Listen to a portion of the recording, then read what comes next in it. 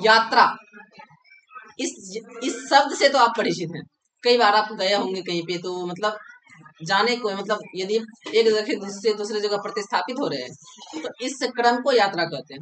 ठीक है, ये यात्रा तो समझ में आसानी से आता है कि जब कहीं कोई कुटमैती भी जाता है, रिलेशन में जाता है, या फिर अपने निवास स्थान से कहीं दूर जाता है तो उसे यात्रा नाम दे देते हैं। ठीक है, लेकिन यात्रा में से ही कुछ यात्रा ऐसे होते हैं जो निश्चित उद्देश्य के लिए किए जाते हैं, उसमें उस उद्देश्य का जिक्र तो नहीं रहता है। हालांकि जो व्यक्ति यात्रा करते हैं उनका अपना उद्देश्य होता है कि वो क्यों यात्रा कर रहे हैं।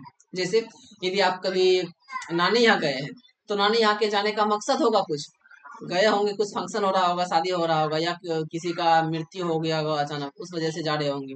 मतलब एक उद्देश्य था, क्षणिक उद्देश्य भी हो सकता है, तात्कालिक, और फिर वो उद्देश्य पूरा होता है। जस्ट उद्देश्य की पूर्ति करने के लिए ही यात्रा शुरू होती है।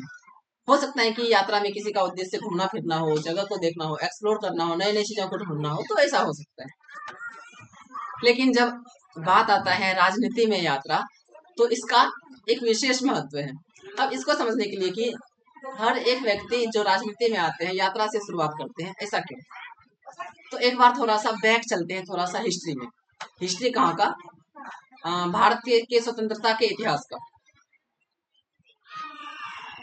जब भारत कभी अंग्रेजों का उपनिवेश हुआ करता था और भारत स्वतंत्रता में के लिए संघर्ष चल रहा था, महात्मा गांधी जी दक्षिण अफ्रीका से भारत आए हुए थे 1915 में। आपको डेट वो याद है? 9 जनवरी 1915। महात्मा गांधी जी उस समय दक्षिण अफ्रीका से भारत आए हुए थे।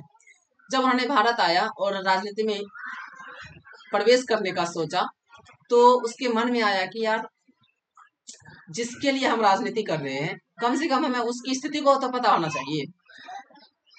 तो उन्होंने उस समय संपूर्ण भारत भ्रमण का निश्चय किया और बैक टू बैक लगभग 2 साल 3 साल तक वो घूमते रहे पूरे भारत। और उसी भारत घूमने के क्रम में चंपारण भी आए हुए थे, वो राजकुमार शुक्ल कहने पे आए हुए थे। लेकिन उसका वो पर्पस क्या था? भारत के प्रत्येक भाग का भ्रमण करना और फिर उन लोगों की स्थिति को जानना, उन लोगों की समस्या को जानना जिसके लिए वे राजनीति करने वाले हैं। फिर महात्मा गांधी जी घूमते हुए चंपारण भी आए, तो चंपारण की स्थिति को देखते हुए उन्होंने जो निर्णय लिया उस आज हम सबके सामने, चंपारण सत्याग्रह शुरू किया और फिर बहुत सारे नील के किसानों के लिए समर्थन में आंदोलन किया। ये पहला यात्रा था, राजनीतिक यात्रा, जो अपने जनता को समझने के लिए किया गया था महात्मा गांधी जी के द्वारा। समझ में आया? हाँ, इस यात्रा के क्रम में उन्होंने हर संभव वो प्रयास किया जिससे कि वो लोगों को अपने तक रिलेट कर पाए। जैसे कि उसके पास पर्याप्त कपड़े पहनने के लिए होते थे, कोट होते थे पहनने के लिए, मतलब वो एक वकील थे तो लॉयर थे, तो उसके पास उतना पैसे होते थे कि वो अच्छा खासा जीवन जी पाए। उस समय जब उसके पिताजी भेजे थे इंग्लैंड पढ़ने के लिए, इसका मतलब उसके पास पैसे तो थे। फिर भी देखते होंगे अक्सर वो आधे नंगे कपड़ों में घूमते हैं, यूं धोती पहने, बस एक धोती रहता है लपेटा हुआ, कपड़ा रहता है, और फिर जहाँ जितना भी फोटो उसका है कुछ ऐसा ही है। मतलब वो लोगों को अपने से रिलेट कर, क्योंकि अधिकांश उस रिलेट कर पाए ऐसा इसलिए ऐसा करते थे, क्योंकि उस समय की आबादी जो थी वो अधिकांश गरीब थी, शोषित थी, कपड़े नहीं कुर्ते थे, पैर में चप्पल नहीं रहते थे, तो उसको अपने से मिलाने के लिए ऐसा वो करते था। ये राजनीतिकरण का एक अच्छा सा पक्ष है जो हर राजनेता करते हैं। अब उसी से प्रेरित होकर के समय समय पे भारतीय राजनीति में, जब से भारत स्वतंत्र हुआ है, समय समय समय पे परिवर्तन होकर के यात्रा का नाम बदलते जाता है और हर एक राजनेता यात्रा करते हैं। उस यात्रा का कुछ अपना उद्देश्य होता है। हर एक नेता हो, राजनेता हो, कुछ समय के लिए यात्रा करते हैं और फिर यात्रा का उद्देश्य होता है। जैसे कि अभी तत्काल का जो एग्जाम्पल है वो कुछ यात्रा है, जैसे कि राहुल गांधी जी के द्वारा किया गया भारत जोड़ो यात्रा, बहुत ज्यादा मतलब सकारात्मक प्रभाव रहा उसका अपनी राजनीति में। उसके चुनाव परिणाम तो स्पष्ट पता चल रहे हैं। फिर ऐसे ही बहुत का है कि न्याय यात्रा, फिर अभी प्रशांत किशोर का जो चल रहा है वो पद यात्रा, बिहार में अपने प्रशांत किशोर जी का जो चल रहा है, लगभग ये 2 वर्षों से लगातार पद यात्रा में लगे हुए। फिर हाल ही में पता चला कि तेजस्वी यादव भी इसके देखे उसी में लगे आभार यात्रा प्रकट करने के लिए।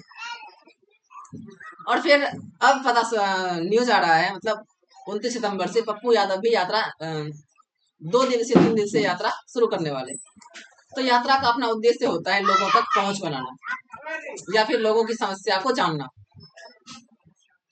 लेकिन स्पेशली पप्पू यादव जी का मानना है, जो कि पूर्णिया के सांसद हैं, माननीय सांसद वर्तमान के हैं, इनका मानना है कि यात्रा केवल सत्ता प्राप्त करने के लिए किया जाता है। एक बार बैक चलते हैं महात्मा गांधी के समय काल में। उन्होंने जब यात्रा किया था तो उस समय उसका उद्देश्य क्या था? उसका भी उद्देश्य था लोगों को समझना और उसे बताना कि अंग्रेजों ने सत्ता में रहकर तुम्हारा शोषण किया हुआ है और इसलिए तुम अंग्रेजों को मार भगाओ। मतलब उस समय भी सत्ता परिवर्तन लक्ष्य था महात्मा गांधी का। तो ये बता देना कि यात्रा जो होता है, स्पेशली नेताओं का जो यात्रा होता है, ये सत्ता प्राप्त करने के लिए होता है। ये तो एक अकाट्य सत्य हो गया, क्योंकि महात्मा गांधी का यात्रा ही इस उद्देश्य से हो रहा था। तो ये बात बिल्कुल सही है। यदि कोई नेता यात्रा करते हैं तो उनका अंततः लक्ष्य होता है बहुमत प्राप्त करना और सत्ता में आना।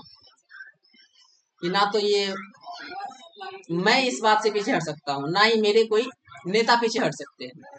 हाँ, इसमें कुछ रास्ता बदल करके वो कह सकते हैं कि हम तो समाज सुधार के लिए यात्रा कर रहे हैं, वो एक पॉइंट है। लेकिन अंततः लक्ष्य जो होता है वो यही होता है, सत्ता परिवर्तन, सत्ता को।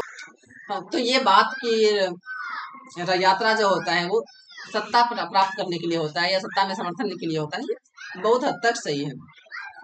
हालांकि आप इस बारे में क्या सोचते हैं, अपने हिसाब से अपना विचार प्रकट कर सकते हैं। आपके लिए कमेंट बॉक्स ओपन है, आपकी जो मर्जी आप विचार को रख सकते हैं। हाँ, यदि वीडियो अभी